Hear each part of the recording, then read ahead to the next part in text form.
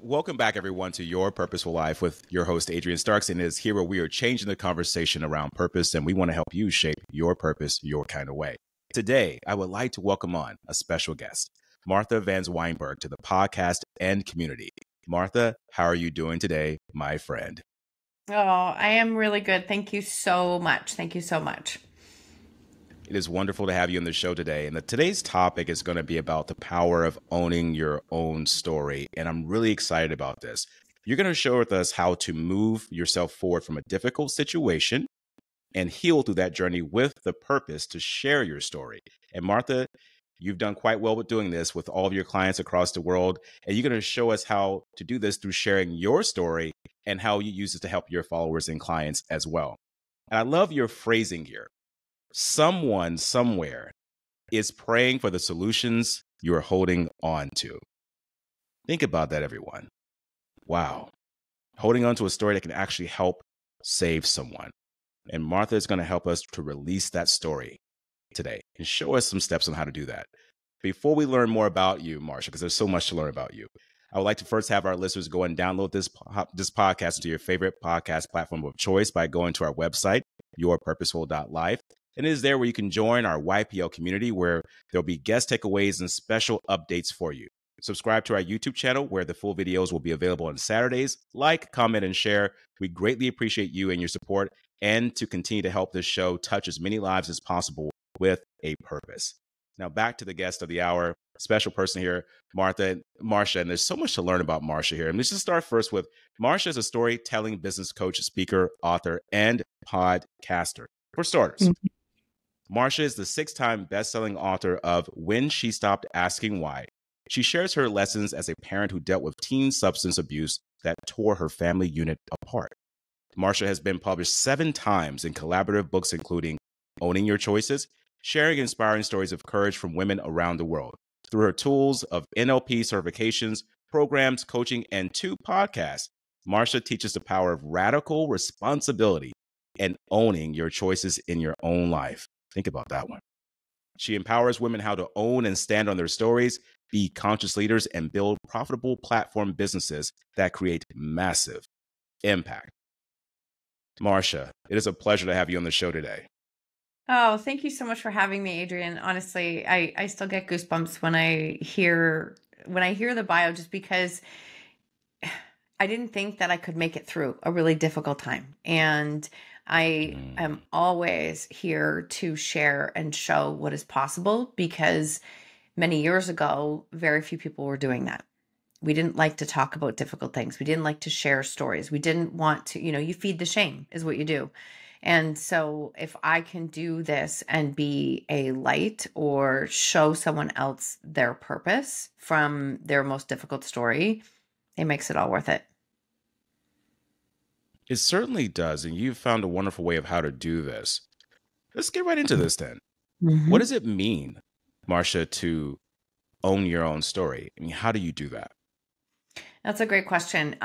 First thing I would say is, and this is something I've just learned really over the last couple of years of working with clients and seeing people and working with their stories, is this piece that you have to be out of victim mode before you can even think to share a story. We've all been in victim mode. There's no shame to being in victim mode. I think it's a process that we all have to go through.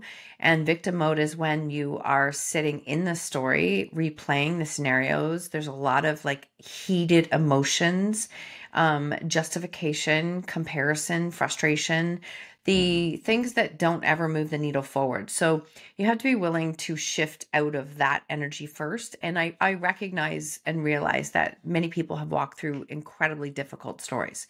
So I'm never downplaying any of that. But I can say that is really number one step, is wanting to have something different. And that might mean that when you create change, your story still doesn't change. That's a big eye opener, is that your story still might not change. And that's what happened for me, is that I recognized that my way wasn't working. It wasn't changing anyone. And I was losing myself in the process, until a counselor said to me that if your boys come back to you which they did. But if your boys come back to you, you need to be a springboard, and you're just nothing but a pile of quicksand. Like, you couldn't help anyone if you wanted to. And I appreciate that Wow. she was that blunt and honest. Straightforward. Yeah. And I'm a very straightforward person too. So that's why it obviously works well. But this piece that, how do you do it? I think you have to shift from victim. You have to be in a space of what we call like taking ownership or radical responsibility, sitting in causes greater than effect, which is an NLP term. All that means is that we can't control what is happening to us. We think we can. That's actually the biggest illusion ever.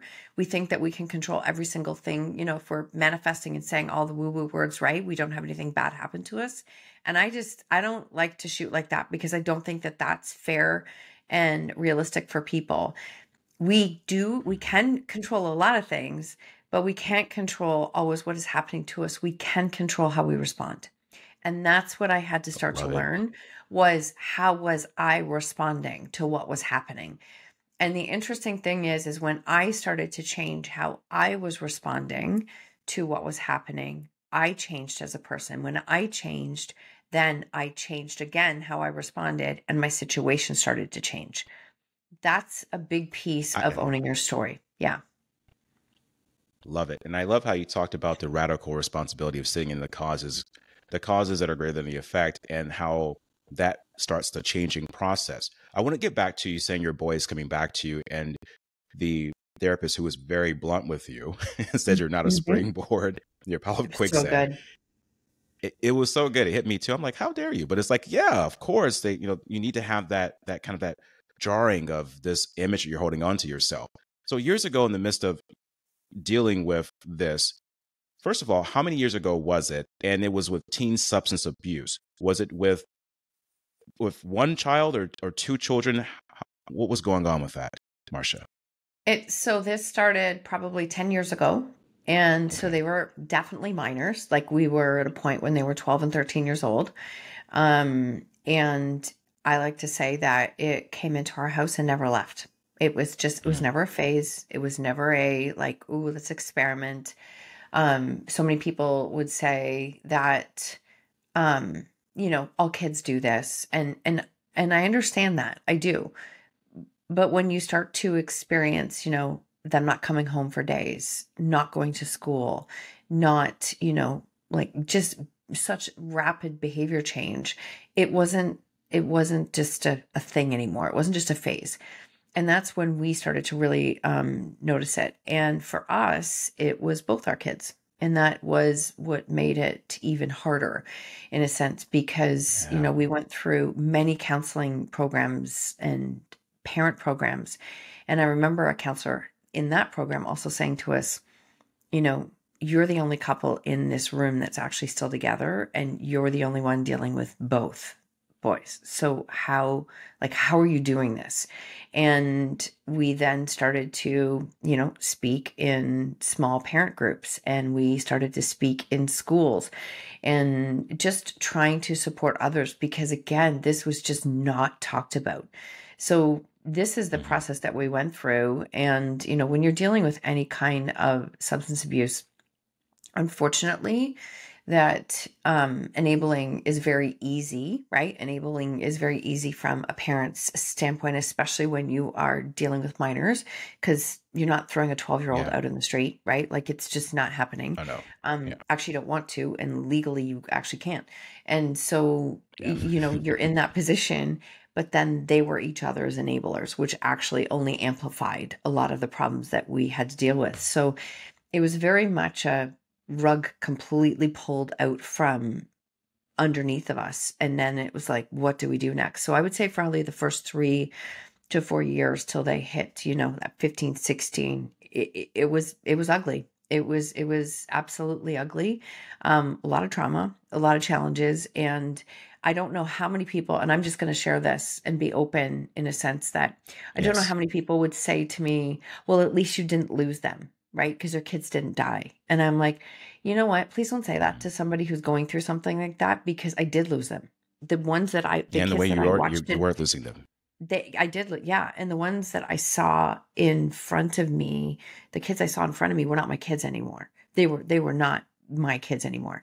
And I actually had to let go of who they were and who they had become, and who I had to learn to let go of all that in order to move on.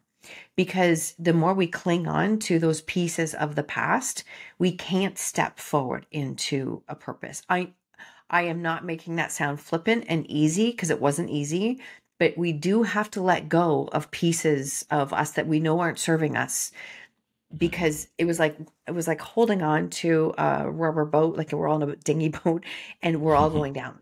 And if I didn't let go, it wasn't, I was going to go down too. And so really that was that part of it. We went through some pretty ugly years until about, I would say 5-6 years ago. And then it slowly started to change because I changed. They had to change, and they were getting to an age where their actual actions had consequences, and they had to decide to live with those consequences.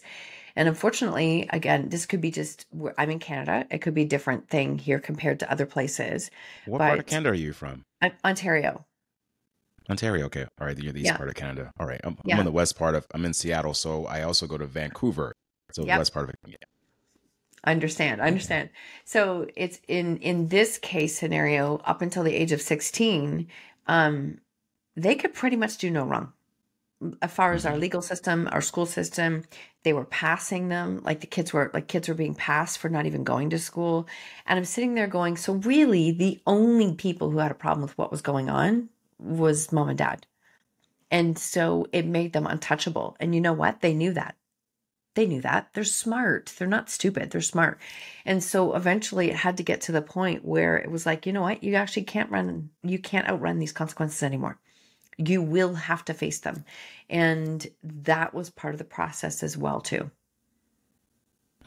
That process is very powerful. And I like how you said too, they got to a certain point where they had consequences. And you also found the courage. I was going to ask you a question about, when did you find the courage to go first and create that change you wanted to see? And I believe you said that you and your husband were joining small groups, talking to other parents about your story so they could have the courage to share theirs. Is this what you also mean by radical responsibility when it comes to owning your own story? Like sitting in this part of your life, you're saying, this is not happening just to me. I'm in the cause because now I want to try to take responsibility on my end for changing something. Mhm. Yes, great question. When when two people own a problem, that's how I say it. Like especially in this case when we were dealing with kids, when two people own it, Hmm. nobody owns it. And if nobody owns it, no change happens. So think of how many Hmm. times you are like codependently owning something, which means I was trying to fix it, I was trying to change it, I was trying to manage it. Then nobody owns it. And so once I stepped back from that, then it was like, that's not my choice. So yeah, you actually do get to do whatever you want with your life, and you get to have the consequences of that as well. And so that is when the language started to change.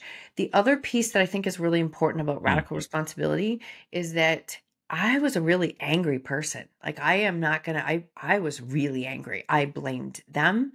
I blamed so many people around me for how life was unfolding, that this anger was eating me. And, I had come from a health and fitness career at that point, and so I had lost myself completely. I wasn't sleeping. I was literally suffering from PTSD. I had gained a lot of weight. I had made no time for myself, and it was everyone else's fault but my own. And then it was like, wait a minute here. If I'm going to sit in this space and blame everyone, then no change is going to happen for me. So I have to start to take responsibility for myself. And that's that radical responsibility piece. And to this day, I still, every time I sit in a place of blame, because like, hello, I'm human. We do this. If I sit in a place Yes. of blame, right? If I sit in a place of blame, I like to share that blame and ownership are on the complete opposite ends of the spectrum. So if you ever want to know where you can create change in your life, look at where you're blaming someone else. Because if you're blaming someone else, you're not taking ownership. They can't exist at the same time. And so that's the piece of radical responsibility. And ironically, I'm not saying this is me because I don't take ownership for the changes that they've made in their life. They did that, which is awesome. Is that when I decided to take responsibility for myself and, put my health as a priority and own my own choices, and my husband really started to do the same, then they had to do the same to create change in their life. we didn't know it at the time, that that was actually a catalyst, in a sense that, oh, you don't like how life is turning out for you, then you need to make different choices, because Hmm. this is the road you're on. Like, this is the road that you're on. And learning to do that, man, it's not even just with my kids. I wish I would have learned that skill years ago, years ago, because it's helpful in so many areas. Yeah. Yeah. This process of not blaming anyone, I think, is this also part of the process that you call healing work? I know it's a natural Mhm. human behavior for us to feel like when something happens and it wasn't on our end at that time, the initiating factor, I mean, the catalyst for it, we automatically just want to blame someone else and say, hey, this is you, not me. Why are you making this bad for me? So accepting the fact that you're not blaming someone, taking Mhm. responsibility, the radical responsibility that you're teaching us, is that part of the healing work that is necessary for us to move on when we're trying to create our own story or make a better story for ourselves? That's a great question. I'm going to go with the answer of yes, and, because yes, it is part of it. Okay. What I didn't really understand until I started down the road of NLP, which is neuro linguistic programming. So I started that road 2 years ago. I really didn't understand why, Okay. but I felt very called into that work. And that's when I really started to understand healing. Um, and what mean by this is that for years I just took the masculine approach and figured that if you put your head down, you worked hard enough, I could push through this and I could make it happen. And I did for a Many lot of of us it. do that. Hmm. I did. We all do, right? It's like, just put your head down, do Hmm. the work, and you can make it happen. You Ignore it, can, ignore the problem, you hoping it goes can away. make things happen. Yeah, you can, but it's not always sustainable. And it's not always sustainable. And then what happens is you keep getting these triggers and these challenges and these things that are happening.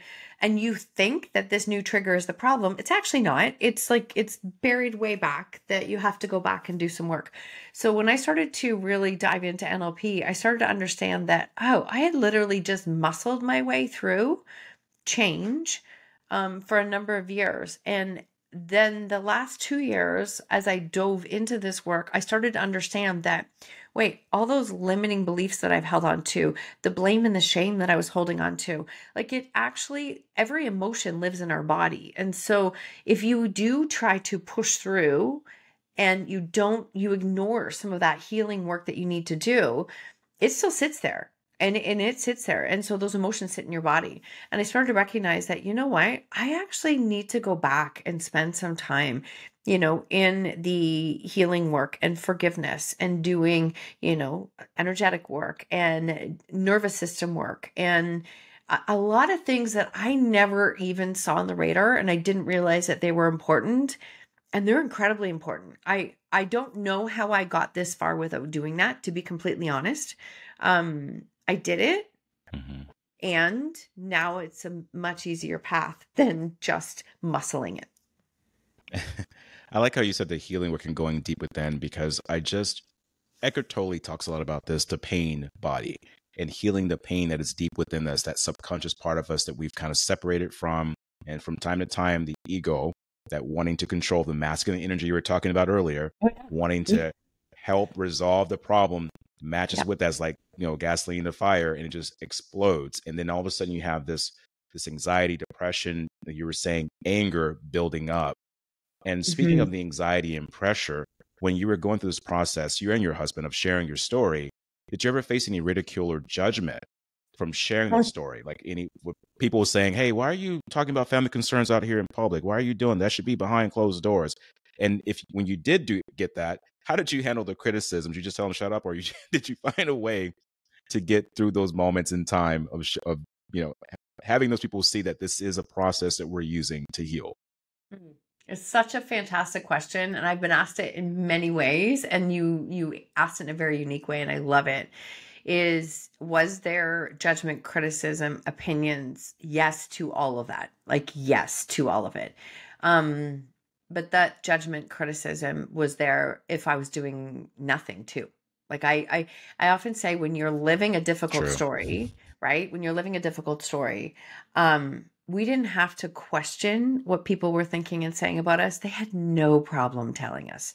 They had no problem stopping us in the store and yelling at us. They had no problem, stopping at a school event and saying it. And I know it sounds like I'm not angry with this, because I've really had to learn to see and understand that our story scared the crap out of everyone. It really did scare people. And so their reaction was all based on their own fear. And so all of that was there. Projection. Now, when I started, it really was, I didn't know what I didn't know. And that's a blessing. When I started to share in small, safe groups, right? Parent groups, people were coming in to look for solutions. I wasn't putting myself out on social media or doing anything like that. And I did my best to hide what was happening. And it wasn't hiding it. Like I really was very disconnected to what I thought people knew. So many people knew what was going on. And so I felt like I was hiding it, but I wasn't. And when I started to speak in safe groups, I started to feel this feeling of like, wow, like, okay, that actually feels better now that I've said it. I don't know why, and I didn't understand. And so I started to do more and more work and reading and understanding and shame research and what happens with shame. And I mean, shame is like one of the worst emotions we can absolutely hold on to. And shame loves secrecy, and it thrives. Think of it like a virus or cancer that just thrives in secrecy. But the second you add a voice to it, shame, it just can't survive. It just can't survive at all. And so as I started to speak, I started to feel this feeling of like, oh, okay, that feels better. Like that feels better. I don't know what that means, but it feels better inside my body. And so we started to do this, and we started to be in this space of sharing and coming out into this energy.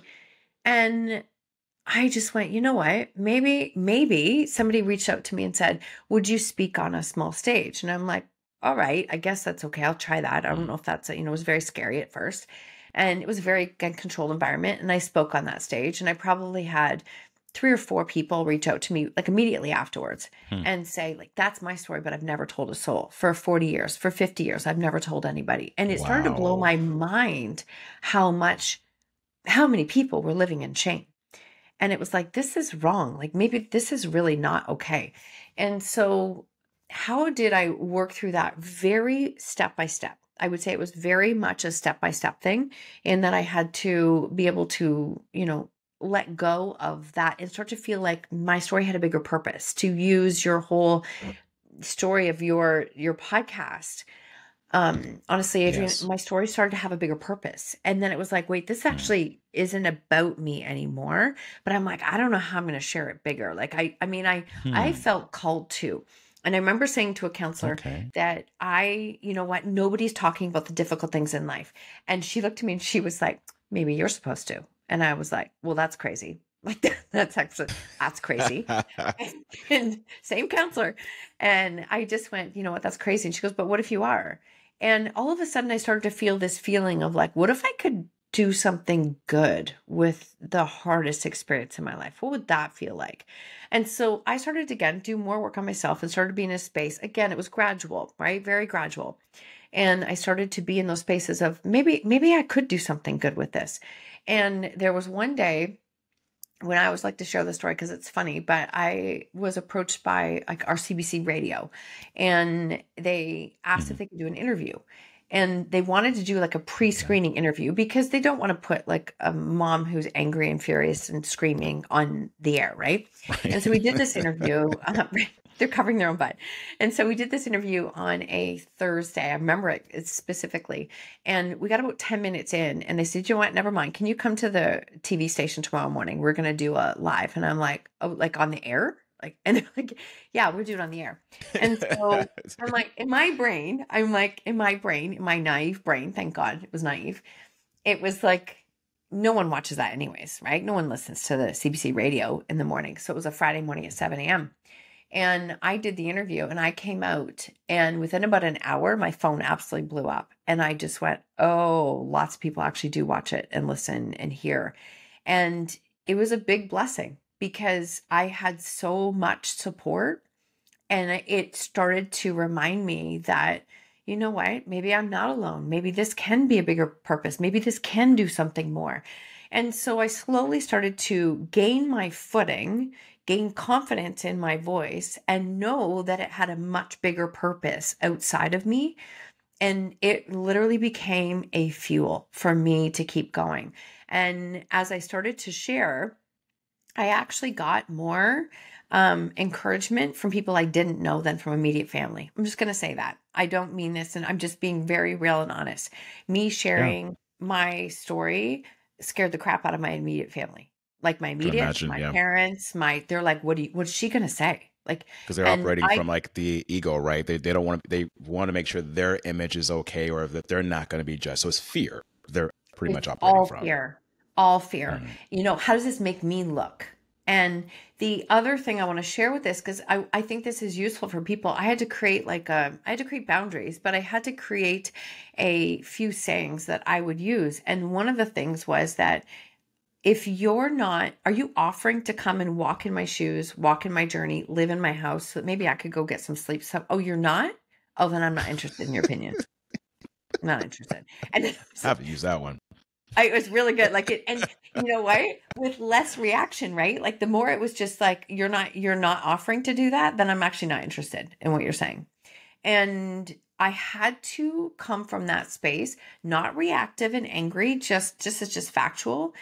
And the more I started to honor my boundaries and the more I started to be in that space, that helped me to let go of the opinions of everyone else. And honestly, I'm so glad and grateful that I did that, because without writing my book 6 years ago, none of this would have come into place. And even today, when I get scared and I think, oh my God, can I actually do this? Like the doubt creeps in. I'm like, go back and think too that version of you 6 years ago who sat on her deck by herself and wrote her book, and who the family didn't feel it was a good idea, and how everyone else was scared. You still found the courage to do that then when no one else believed in you. So you've got it. Like you've got it in there somewhere. You just have to keep digging in and keep moving.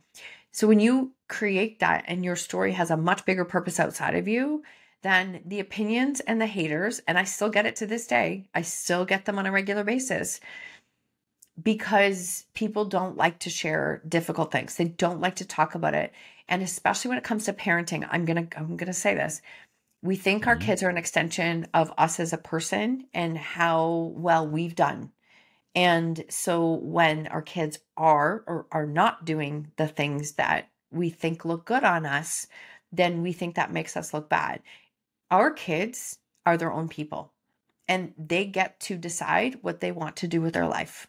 And I think the sooner we can get to that space, it's good for everybody. It's really good for everybody. So I know that's It a long is. answer, but I hope that that gives some context. The last piece I would say on that is that if you are listening to this and you find yourself in a space of worrying about the judgment of others, I ask you to think of what are the things that people are saying to you. And I 100% guarantee you that you've already said them to yourself. No one judges you more than what you judge yourself. So Oh, no that one, is powerful. no one Okay. We've already said it to ourselves. We're our highest already, critics, actually. Yeah. always, always. And honestly, that's Oh when I my. started to listen to people and some of the words that they said. I was like, wait, I've already said that to myself. I've already Mhm. said that. I've already said that. I've already said that. I'm like, why am I giving this person so much power? I've already done all Mhm. those things. And that really put I like judgment that perspective. into place. It really was a switch that I still use to this day. Love it. You just shared with us something very powerful on how to share your story, but more importantly, how to get away from the haters and the people that are going to judge you because they're going to be there anyways, regardless. Mhm. And a lot of times, what I feel is that you are a mirror of what they would like to be, Right. but they're afraid to be. And when you Yep. act out in a certain way, they're going to automatically reject you. And Mhm. that's okay. Now, Marsha, when we're in this process, we're in the flow. We got our Mhm. confidence going. We're like, okay, I'm going to share my story now. I don't care what anyone thinks. When you share this vulnerable story, how do you still leave everyone in integrity? Because Mm. there's pieces in the story, people who are involved. How do you Mhm. keep that intact? And at the same time, have this layer of this was a very difficult and hard situation, but I'm not going to point the blame at these people in the story. How do you keep that integrity at bay? That is a fantastic question. Probably one of my number one DMs that I get is people asking about how do you do it? And I Hmm. was very blessed in 2015 to see Lisa Nichols speak live. Very blessed. And if you ever want to I learn love Lisa about Nichols. She is amazing. absolutely amazing. One of these days, I will get the pleasure of being able to interview her, or I do have a picture with her, like a one-on-one picture with her, and she changed the game for me in really helping me to understand it. And she said these things, is that you should always be able to share a story and leave everyone in integrity. That means that you should be able to share a story about someone as if they're in the room with you. You can't control how they're going to respond, but you can control your intention and how you speak. That was number one. That really helped.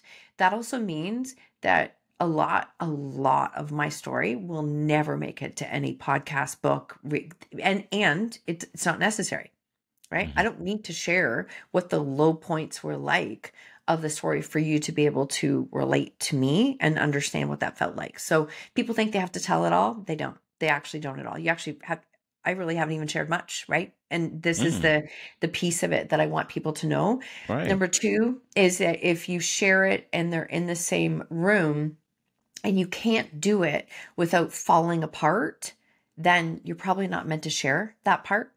Like if you can't do that piece, and if you have parts of your story that you try to share and you can't do it, while leaving them in integrity or while being respectful to everyone, then that's a part of you that you don't have to go to.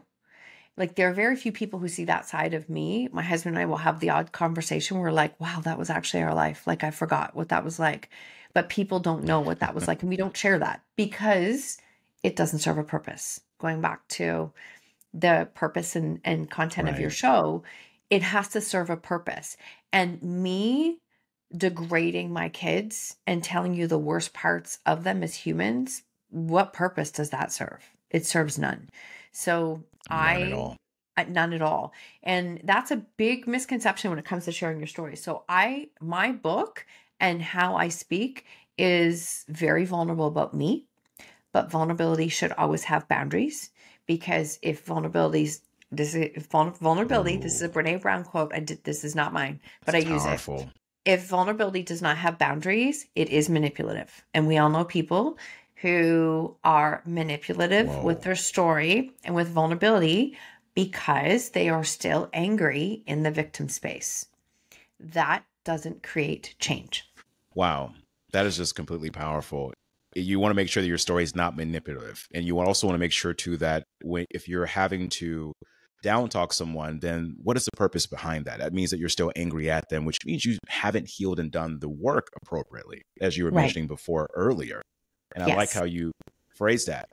Speaking of this book that you were able to work on, Hmm. what is it like to become a published author, Marsha, of this vulnerable it's story? What is that like for you? You get people like when you go places like, hey, you're Marsha, or like, hey, I read your book. And you're like, oh, okay, yeah, awesome. it's What does weird. that feel like?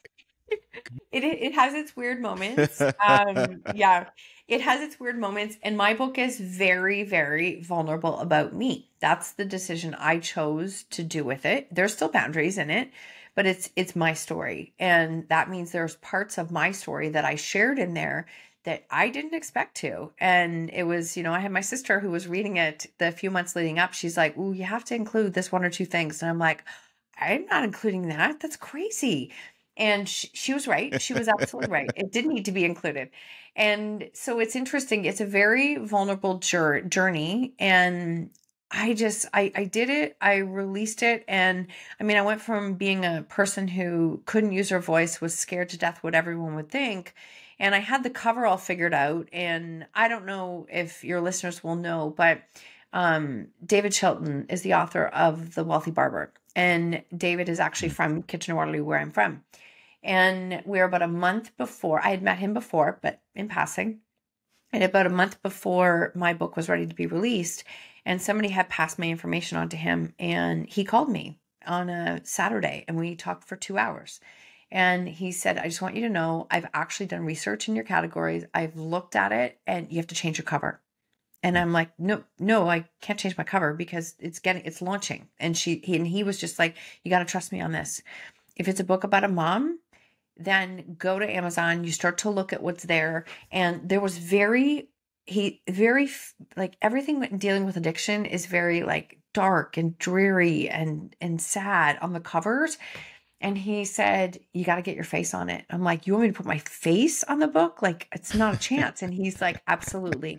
So we delayed things and we put my face on it. So it's very interesting considering how much fear I had around being seen. And then it was like, here I am. Right. It had a lot of exposure, a lot of big exposure, and it has really reached people from all over the world in ways that I'm very grateful for. And it still lives on in so many ways. And it was incredibly uncomfortable. I'm not going to lie. I had to get to a space, a different level of owning my story. So when people would say to me, oh my God, you wrote a book. What was it about? And I was like, oh, it's a mom's journey. Just dealing with some stuff. I couldn't even say it. And I'm like, Marsha, you have published this book. You've put it out there. You have got to get over yourself and start owning it. And that's when I really had to come to a space of, when people would say, what's your book about? And it's like, oh, it's a mom's journey dealing with teen substance abuse. And all of a sudden people would just be like, what? Like, pin drop. So there's another example that when people are struggling with the judgment of others, especially if it's something personal, throw it into the conversation first, because there's no room for judgment then. You've already thrown it out there. And when I started to do that, it got a lot easier to say, yeah, this is what it's about and this is my story. And so it was a journey. It was a very, very unreal experience. And I'm so grateful that I went down that path. Well, I'm so grateful you went down that path too, because if you didn't go down that path, you wouldn't be here today sharing your story with us and showing us how to share ours with vulnerability, but also with a sense of respect and boundaries for the people that are concerned. This is amazing. How can our audience today find out more about your books, Marsha, and also where to find you and your next projects coming up? Thank you so much for asking. I've made it very easy because I have a very long last name. Everything that you can find me on, right, on my website, online. Which I know how to pronounce, Vanwynsberghe, right? Say it again. Vanwynsberghe. Yeah, Vanwynsberghe. It's okay. The S is in a weird spot. Vanwynsberghe. There you go. There you go. You got it. Okay, I'm going to be quiet now. Actually, this happens a lot in podcast episodes, so it's all good. Everywhere, if you go to Google and you start typing Marsha Van W, it pretty much is me. It just comes up, which makes it really easy. So Van W everything is there. That's my website. That's everywhere on social media. You will find me at Marsha Van W. And my podcast is called Own Your Choices, Own Your Life. That's my solo one. We are just releasing episode 500, which is so funny. Congratulations. Because, again, thank you. People thought that was a crazy, stupid idea years ago. Like, who's going to come online and share difficult stories? Lots of people. Lots of people. So that crazy idea, anybody who's listening, if you have that crazy idea and you know it's part of your purpose and you know it's part of your bigger picture, don't look outside of you for validation. Just get messy, do the work, and keep showing up, because it will unfold in ways you can't even fathom. So that's the podcast, Own Your Choices, Own Your Life, because those words literally saved my life. Like, not my choice, not mine to own. Okay, I will own mine. That's my choice. And projects coming up, I will be doing another round of collaborative books. We have collaborative authors through our second podcast, which is Every Body Holds a Story, and that talks about bodies and trauma. And so collaborative books, we support authors in writing. Yeah, because there's another level. I didn't learn it until I went through it, in the sense that, we hold that trauma in our body. We hold those stories in our body. So how can we change that? So everybody does hold a story. And so that's the collaborative books. And so I'm running my own coaching certification to help people to find their voice, especially when they are dealing with, difficult stories. So we named that certification Outspoken because it seemed just too perfect not to use it. Amazing. Thank you so much for sharing that with us. And I have one more question for you that I ask all my guests, Marsha. What does living a purposeful life mean to you? I knew you were going to ask this, and I had this moment of like, what am I going to say? I'm just going to trust my gut. I'm going to trust my gut here. You knew it was I coming. love the, yeah, I know. I love the final questions, Adrian. I do. I love the final questions. What does it mean to live a purposeful life? It is, I want to be able to look back and know that I didn't stop myself, block myself from doing what I'm here to do, right? Like doing what I'm here to do. And that means following that path that maybe not everyone's going to agree on, but I know that level of fulfillment is going to be there, and it is there, and that's what's important to me. I want to be able to look back and know that I made a difference, and people will remember me for a legacy that I have opened the door and allowed others to be able to walk through, right? Giving them permission to change that story, to be a voice, to help others, to create impact. I just think it really is sitting. If I look back and if I look at it and say, sitting at the end of my life and going, do I have any regrets? The only way I can actually work through that is to do it every single day. Is looking Okay. at today, going, am I living in my purpose today? Where am I blocking myself? Where am I hiding? Where am I not showing up? And allowing myself to lean in, because when you can take a difficult story or your pain and turn it into a purpose, and it can make a difference for someone else, I'll tell you, it'll change your entire story. It'll change your entire story. And I mean that when you said in the beginning, like, someone somewhere is praying for the solutions you're holding on to, that comes down Yes. to your purpose. In And your words. yeah, it really does. And I tell you, that's what I want to know and trust is that I stand in that purpose every single day. I love it. What a wonderful answer. And Marsha, you've been absolutely incredible today on our show. And I'm so happy to have you here. We got to do this again, my friend. Thank I you would for love being here that. today. I would love that. All right. Thank you You're so much for incredible. having me. Thank you so much for having You're me. welcome. You're welcome.